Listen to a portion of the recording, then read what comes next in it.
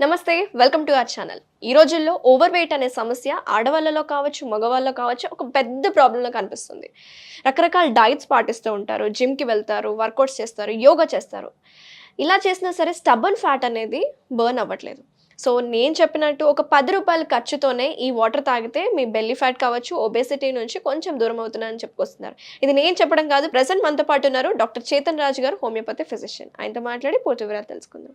నమస్తే సార్. నమస్తే madam. Sir direct చాలా మంది అడుగుతున్న క్వశ్చన్ ఏంటంటే సార్, స్టబ్బర్న్ ఫ్యాట్ ఎంత వర్కౌట్స్ చేసినా సరే తగ్గుతున్నాం కానీ మళ్ళీ బ్యాక్ వచ్చేస్తున్నాం, సేమ్ వెయిట్‌కి వచ్చేస్తున్నాం. అండ్ ప్రతిసారి మీరు మీ దగ్గరున్న పేషెంట్స్‌కి ఎలా హ్యాండిల్ చేస్తున్నారు, వాళ్ళ కేస్ టేకింగ్ గురించి కానీ, హోమియోపతిలో మంచి ట్రీట్మెంట్స్ ఉన్నాయి ఈ వెయిట్ లాస్‌కి, బెల్లీ ఫ్యాట్‌కి, స్టబ్బర్న్ ఫ్యాట్‌ని తగ్గించుకోవడానికి. ₹10 ఖర్చుతోనే ఎలా తగ్గించుకోవచ్చు ఒకసారి చెప్పండి సార్? రీసెంట్‌గా ఒక పేషెంట్ వచ్చారు.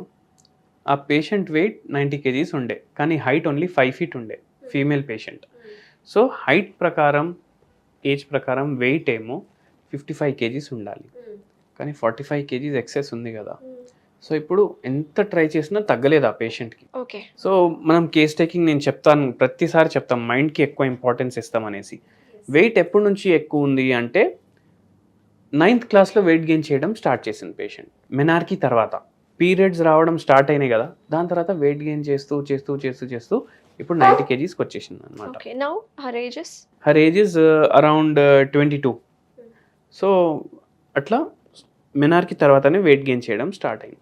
నేను అడిగాను, అప్పుడు ఎప్పుడైతే పీరియడ్ స్టార్ట్ అయినాయి అప్పుడు ఏమైనా టెన్షన్ ఉండేనా అని అడిగాను. ఆ అమ్మాయి ఏమో ఒక కార్పొరేట్ స్కూల్లో ఉండే. మన కార్పొరేట్ స్కూల్స్ ఎట్లుంటాయి, ఒక బిల్డింగ్లో ఉంటుంది స్కూల్. అండ్ మార్నింగ్ వాళ్ళకు 7:30కి స్కూల్ అంట, ఓకే, 6 o'clockకి వదులుతారంట 8th క్లాస్లో. అదే టైంలో ఫీమేల్స్కి మెన్సెస్ స్టార్ట్ అవుతాయి. సో ఆమెకి ఎట్లా డీల్ చేయాలి అర్థం అవ్వదు. ఇప్పుడు చూడండి, చాలా మందికి ఒకవేళ మెన్సెస్ స్టార్ట్ అయిందంటే పిల్లలు భయపడిపోతారు, అరే ఏమవుతుంది అనేసి. సో ఆ భయంతో plus studies pressure, parents side నుంచి ప్రెషర్. పేరెంట్స్ ఏమో ఇంటికి వస్తే చదువు. సో స్కూల్లో ప్రెషర్, వాళ్ళకి స్టడీ అవర్స్ కూడా ఉంటాయంట సపరేట్గా, 3 గంటలు 4 గంటలు. సో స్కూల్లో అదే ప్రెషర్, ఆల్మోస్ట్ ఈవినింగ్ 7 వరకు. సో స్కూల్లో స్టడీస్ ప్రెషర్, ఇంట్లో స్టడీస్ ప్రెషర్, ఏం చేయాలో అర్థం కాక ఆమె ఏమో ఇట్లా హార్మోనల్ ఇంబ్యాలెన్స్ స్టార్ట్ అయిపోయింది, పీరియడ్స్ డిస్టర్బ్ అవ్వడం స్టార్ట్ అయిపోయింది. ఇప్పుడు మెనార్కీ వచ్చింది, దాని తర్వాతనే కొన్ని రోజులు పీరియడ్స్ కరెక్ట్ వచ్చి ఆలిగోమెనోరియా స్టార్ట్ అయిపోయింది. 2 months, 3 months, 4 monthsకి ఒకసారి డేట్ వస్తుండే, 15 days ఏమో బ్లీడింగ్ ఉంటుండే. Now she is in PCOD condition. She is having PCOD also. మన దగ్గర వచ్చినప్పుడు PCOD ఉండే అండ్ వెయిట్ ఏమో 90 కేజీస్ ఉండే. అయితే నేను చెప్పాను, మనకు ఒకవేళ PCOD తగ్గాలి ప్లస్ వెయిట్ కూడా నార్మల్కి రావాలి, అది కూడా మీరు టార్గెట్ పెట్టుకోండి. ఎందుకంటే వెయిట్ కరెక్ట్ ఉంటేనే PCOD తగ్గుతుంది. సో మనం ఆ పేషెంట్కి ట్రీట్మెంట్ ఇచ్చినాము, వెయిట్ ఏమో 35 కేజీస్ తగ్గించాము, PCOD మొత్తం పోయింది, ఇయర్స్ నుంచి కరెక్ట్ రాలేని పీరియడ్స్ కూడా కరెక్ట్ రావడం స్టార్ట్ అయినాయి అనమాట. సో ఈ పేషెంట్కి మనం ఎట్లా ట్రీట్ చేసాము, homeopathy holistic approach. So combination of homeopathy medicines regularly వాడాలి. దాంతోపాటు ఒకటి హోమ్ రెమెడీ కూడా చెప్పాను. ఏందది, it will fascinate you also.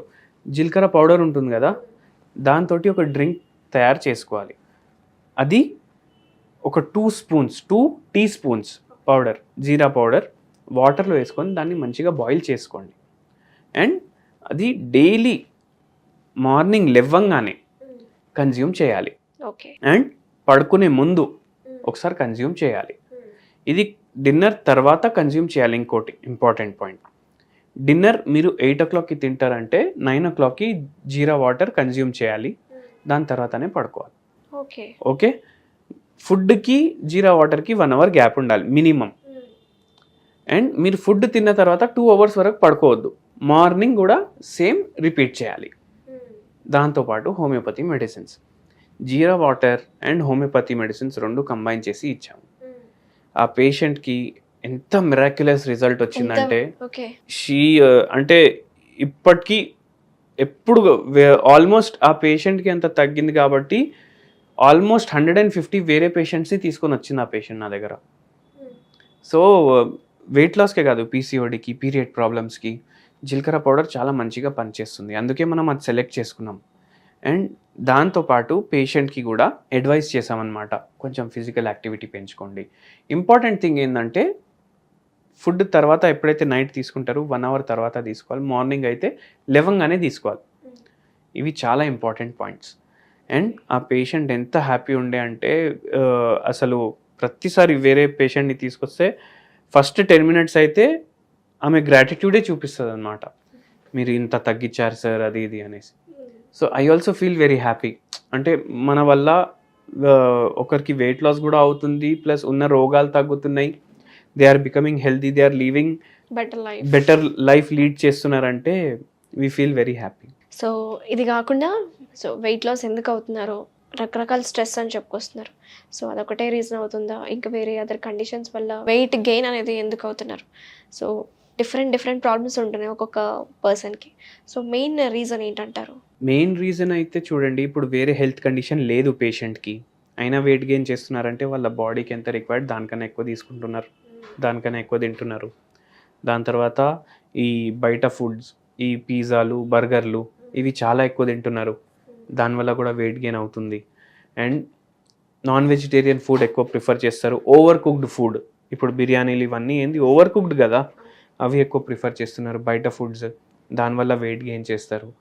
ఇంకోటి ఏంది ఇంపార్టెంట్, సరిగా నిద్రపోరు. ఎప్పుడైతే మనం 8 అవర్స్ పడుకోవాలని చెప్తే 8 అవర్స్ చాలామంది ఏం చేస్తారు, బెడ్ మీద లై డౌన్ చేసి 2-3 అవర్స్ అయితే ఫోనే వాడతారు పడుకునే ముందు. సో అట్లా చేయొద్దు. 8 hours at a stretch sleep ఉండాలి. మీరు పడుకోవడానికి మీ బెడ్ మీద లై డౌన్ చేస్తున్నారంటే అంతకుముందే మీరు ఫోన్ సైలెంట్లో పెట్టేసేయాలి, ఓకే, అది చేయాలి.